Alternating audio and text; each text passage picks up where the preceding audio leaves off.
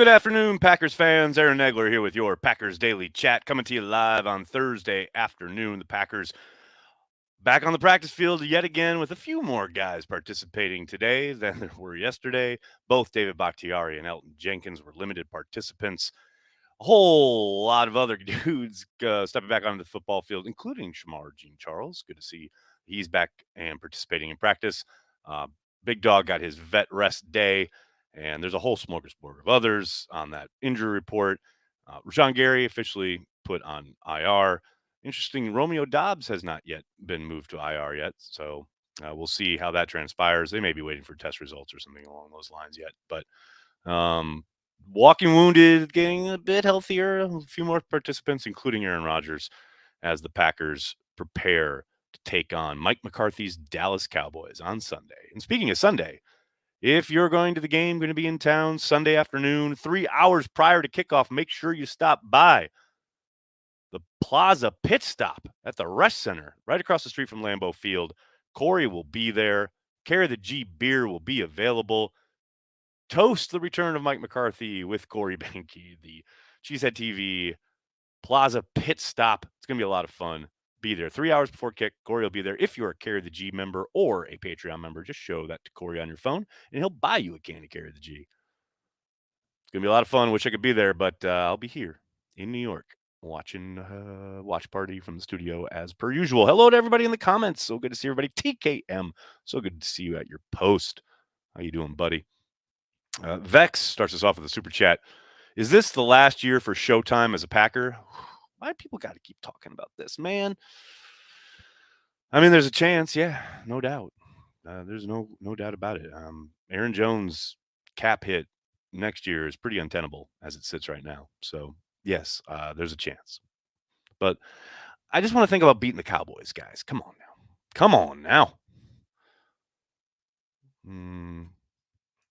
Savage going to be looked at in the slot with Abram being signed? Not necessarily. I think it's something they could potentially roll out as a package or maybe a wrinkle, but it's not going to be, I would not think anyway. I know Matt said, there's a chance that he plays on Sunday, meaning Abram, but it's not going to be some sweeping change.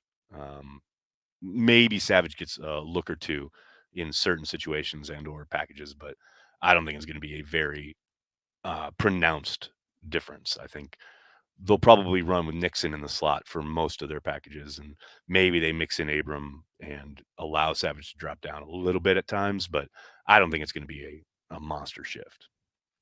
What else we got? I got that one. Soder, good to see you, buddy. How are you? They're going to be the Hard Knocks team. This sucks. Now, isn't it? Don't you have to miss the playoffs 2 years in a row? I'm trying to remember. They've changed the rules a few times, and I know the league can compel you, but I think that happens only after you've missed the playoffs 2 years in a row. I think. I can't recall for sure. Someone maybe can remind me in the comments. But that said, it'd be crazy, right? To go from NFC Championship games, number 1 seeds, and then 2 years later on Hard Knocks. That'd be crazy. Don't know about beating Dallas if we can't beat them Lions. Jem, come on now. Any given Sunday. Any given Sunday. You know what the Lions were saying heading into that game? We can't beat the Packers. No one's going to – well, we're the terrible team. Well, we got this awful defense. No one's going to beat – we can't beat the Packers. And then they beat the Packers. Man, the Packers can do the same thing to the Cowboys. Let's go. Do I think it's likely? That's another story. But can it happen? You damn right it can. Let's go. Come on now. Thoughts on Jair this season coming off an injury? Maria, I think he's played pretty damn well. I know he hasn't been as lights out and maybe like completely blanked guys the way some fans were hoping and or expecting coming into the season, but I think he's played physical. I think he's played sticky coverage. He's had a bonehead penalty in Detroit, no doubt about it. He also had a big, what should have been a game-turning interception. He's played extremely well against the run. Yes, he's been burned for a touchdown and a big gain here or there, but every corner in the league has that happen to them. Every single one. So, yeah, no, I'm very, very high on the energy that Jair has brought this season and his just overall ability. Has it been absolutely clean? No, but he's still a very, very, very talented player. And as you indicate in your question, I mean, he is Still, just a little over a year removed from a pretty significant shoulder injury. So the fact that he is playing as physical as he is, clearly not shying away from contact. He's not afraid to stick his nose in there, either against stuff where people are running at him or um, guys across the middle. He's not afraid to get down and dirty, and you love to see it. Because I know some people probably were wondering if he would kind of shy away from contact, what have you, given the shoulder issue he had last season, but that has not been the case at all. How about we take a page from the Jets, Jeff? Now, there's something that hasn't been said around Green Bay in quite some time. And on 4th and 1, Rodgers in gun motions someone under center for a sneak. I'm all for it. I'd highly prefer that over the throwback to the offensive tackle, but that's just me. If there was ever a game you must avoid 3rd and long on offense, this is that week. Brett, you ain't kidding. As I talked about on transplants last night, Micah Parsons is coming to Green Bay to wreck shop. You got to have a plan for him on every down, let alone on 3rd and long and or obvious passing situations. Yeah, this is the one where you want to stay ahead of the sticks. Dare I say it? This is a game where you want to run the football, but we know they're not going to do that. So what are you going to do? Scott Doc is here on Twitch to school all you fools. Let's go! Perfect time to turn it around against the Cowboys. See, Scott Doc knows what's up. Let's go, people! Look, don't get it twisted. I know it's a long shot that they're going to win this game. No question about it. Vegas, I think they're at like 5.5, something like that, 4, 5.5. I mean, yeah, this is going to be a tough game. There's no doubt about it. But it can absolutely be done. It's not like there's no path to victory here for Green Bay. Well, let's not get it twisted. Second half of the season. Come on now. Let's go. Most underutilized player besides Jones. That's a good question. I'd probably say Josiah DeGuara. I think he can really help you if you allow him to. And they have finally gotten him on the field a lot more these last couple games. But, I mean, Aaron, hey, shout out to Aaron Rodgers, who at his locker yesterday admitted he, missed Josiah on that pass over the middle. Like, didn't pull the trigger, and he probably should have. So props to 12. But yeah, I think they should be utilizing him more. There's no doubt that he offers some versatility. And if you get the run game going, I know I'm a broken record here, but if you get the run game going, you can get him on some of that boot stuff, high low, get him on the over route. I'm all for it.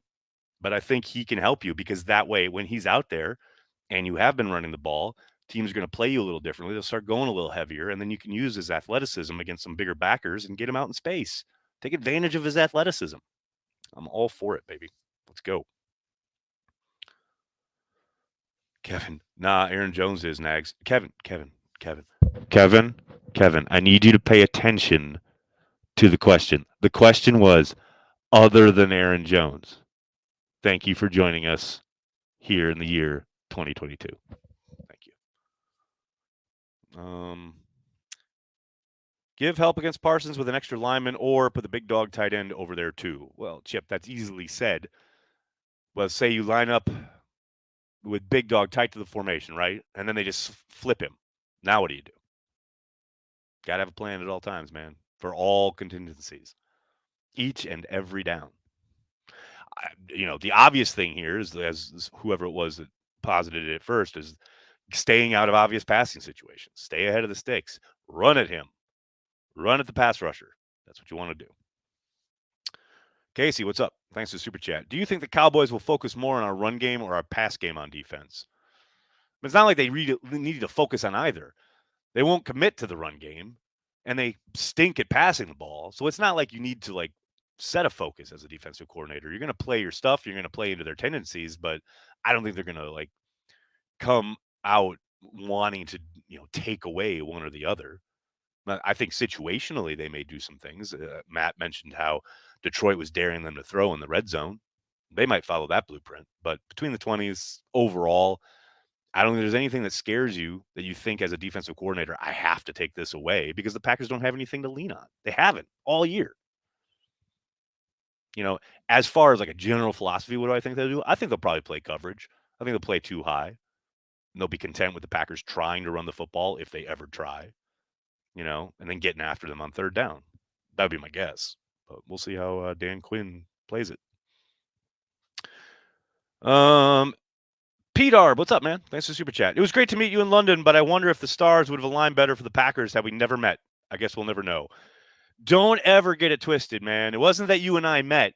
It's that they threw 3 fucking long-ass passes and went 3 and out after the 8-minute touchdown drive by the Giants. The entire season changed in that sequence. It had nothing to do with you and me, man. We made a connection. Matt and Aaron screwed the season up, not you and me, buddy. Let's go. Let's go. Oh, it's adorable. There's a Vikings fan in the chat, guys. Oh, I know it's lonely without any championship trophies to kind of admire and look at. Well, Packers are having a down year, no doubt about it. And you guys are 7-1. Way to go. Can't wait till you get to the playoffs and screw it up. It's going to be great. Oh, remember Philadelphia when you almost got to a Super Bowl in your own stadium and then you totally shit the bed? That was awesome. But thanks for the engagement. I really appreciate it. Thanks, bud. What else we got, folks? What else we got? Do you think several of Rodgers' teammates have given up on him after all the public lashing of everybody doing wrong except himself? See, Eric, I keep hearing this. Like he said in that post-game press conference, shitty throws, I played shitty. What more do you guys need him to say? No, I think there's probably, and this is just guesswork, but there's undoubtedly guys who are close to Jordan on that squad who probably wouldn't hate the idea of seeing what Jordan could do out there. But no, I don't think Aaron's lost anybody. This is big boy league, man. It's the NFL. Show business, not show friends. Let's go. Drafting Tony Mandrich is to Tom Bratz as extending Aaron Rodgers is to Brian Gutekunst. God damn, that's a comment right there. Holy cow. I mean, we'll see. That feels like an overstatement, but we'll see. I haven't watched QB1 on McAfee this week. You didn't miss much. Do the Vikings have enough room for the division title banners at U.S. Bank? Yeah, they're going to put them right by the window for the birds to try and run into and die. That's what they're going to do. Too old for this. Speaking of showbiz, I got callbacks in a bit. Man, I love acting. Good for you, man. Go break a leg. That's awesome. I can't wait for the Minnesota Vikings to beat the San Antonio Vikings in 10 years. Kurt Warner broke down the Packers all 22 against the Lions. Did you see it? And wow, that was bad. I did, Nathan. I did indeed. It's fascinating to me how I think someone last night or maybe it was on Daily yesterday had said it vindicated or absolved Rodgers. And it was like, yeah, no. He definitely picked a bunch of plays where there's really suspect route running and really bad work by the wide receivers. And of course, that exists. There's no doubt about it. But Rodgers still threw 3 interceptions that had nothing to do with any of the plays Kurt showed. 0 of those plays. So, yes, there is absolute breakdowns everywhere on the Packers offense. No question about it. The most egregious one is the bootleg where you see Sammy Watkins running an out to the opposite side. Like, how many more times does Sammy Watkins have to show that he is not on the same page with anybody else on this offense before they start running out anyone else at that spot?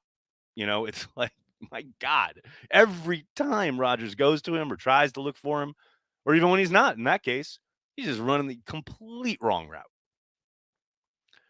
And I said on Transplants last night, he ain't it. It is time. Break glass only in case of emergency.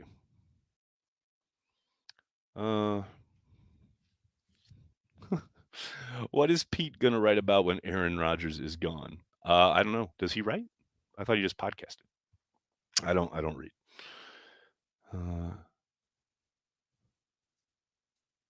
Let's see. Trayson. Yes, extend 12 and take his only great target away and expect the same results. 2 of those 3 plays were wild. To put 3 picks on Rodgers is wild. Shit happens, and it happened a lot this year. To put 3 picks on Rodgers? Who else threw them? Oh, come on. Come on. You just equated shit that happened in April and May and then fast forwarded and tried to absolve Rodgers of throwing 3 interceptions this past Sunday? Puff, puff, give, man. I need what you're smoking. Look, I understand the season is completely shit-tastic at this point. Nothing has happened any way, shape, or form that we wanted it to. Definitely not the way the Packers wanted it to. But man, don't piss on my leg and tell me that it's raining. Aaron Rodgers played like garbage. He took off 3 touchdowns from the board on Sunday. Come on. And I know everyone will say, oh, I'm a Rodgers hater. I'm the one who said, hey, he played better in Washington, played better in Buffalo. He's starting to turn it around. And then he completely shit the bed in Detroit. Fair is fair, man. Call a spade a spade. Get out of the excuses folder. Good Lord. I guess someone should check to see if they gave Sammy the right playbook. No doubt. Want to know this week? See, Casey's got it. Casey's there. That's right, Casey. Although, I don't know if you saw the video that Cassidy Hill put up of Rasul Douglas at his locker. I think it was Nicole Menner who actually asked the 1-0 each week question. But Nicole says, when you've got the mindset of 1-0 each week, and Rasul says we've gone 0 for 1 every week for 5 weeks. We suck because we suck. Damn, man. I love Rasul. I am, nor you're not. Oh, Trayson. That's adorable. Yes, you're right. Sammy Watkins threw the interceptions. You're so spot on. I love it. I hate the Cowboys only slightly less than I hate the Vikings. Losing to both in the same season will plunge me into deep depression. Soder, come on now. Come on now. Draw from your wealth of history. You and I have been around. We've seen it. We know how bad it can get. And this season sucks. There's no doubt about it. But it ain't close to what we lived through in the 70s and 80s. Come on now. Buck up, little camper. A lot of ball game left. We can still rebound one game at a time. Go. There you go. There you go. That's what I'm talking about. That's good shit.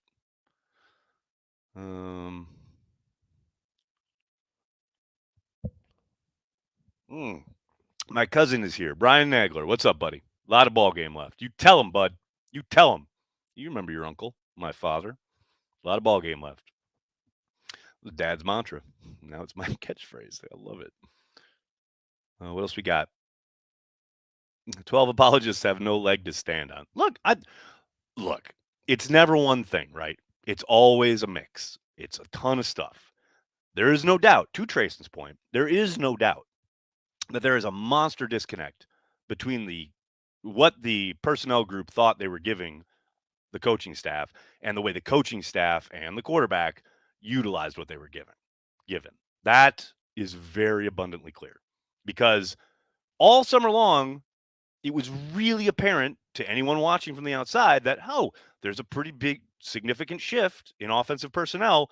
They're going to have to change the way they approach how they play offense. Matt and Aaron, however, seem to think, we're just going to play the exact same way we've played for the last 3 years. Did Brian and Matt have any conversations this offseason? Like, look, Aaron Rodgers struggling with these young wide receivers and guys getting injured and offensive line early in the year, that all adds into it, right? But the biggest problem on offense this season has been the disconnect between what they were given and how they're using it. That is it. And that's nothing. There's no one thing or human you can point to that you can say, well, that's it. Because it's very clear that Brian was like, this is the kind of team we're going to have. Matt and maybe a little bit of Aaron are like, okay, well, that's great. We're just going to keep doing what we do. So somewhere there is a disconnect. I don't know if maybe meetings were declined. Maybe the Zoom didn't work. I don't know. But to me, that's the postmortem at the halfway of the year. Now, the good thing is it can always turn around. It can magically arrive on Sunday afternoon and see them approach things in a different way. I doubt that's going to happen, but we'll see. What else we got?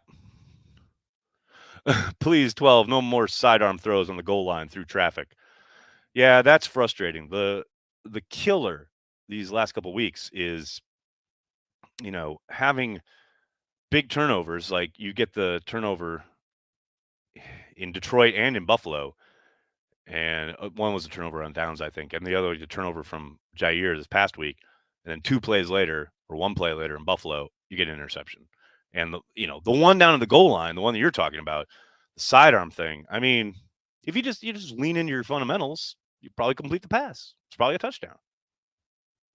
But this quick sidearm flick of the wrist thing, yeah, no wonder you hit a dude's helmet. It's frustrating, very frustrating. Luke, thanks for the super chat.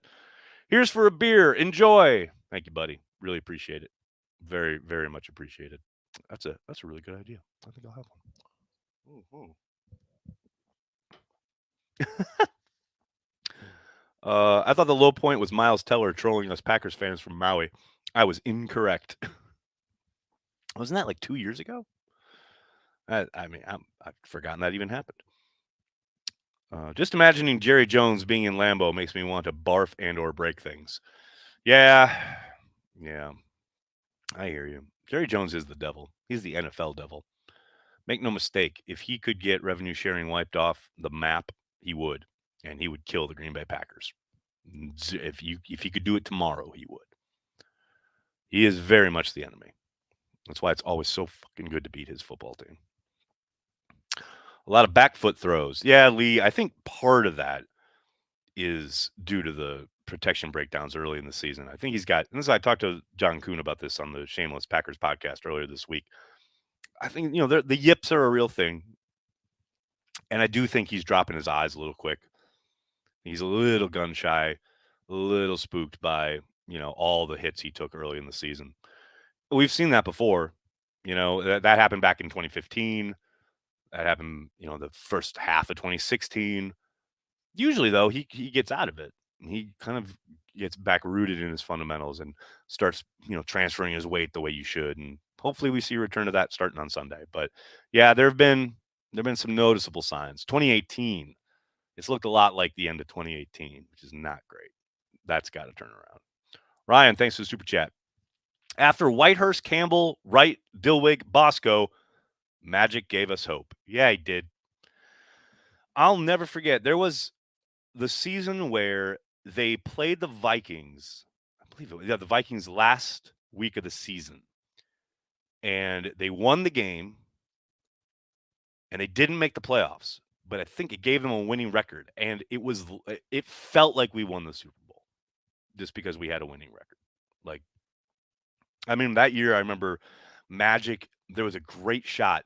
I think it was on the cover of the Post Crescent, not the sports cover, the cover, like A1 of Magic and Sterling Sharp, like giving each other like a high five or a clasped hand thing on the bench.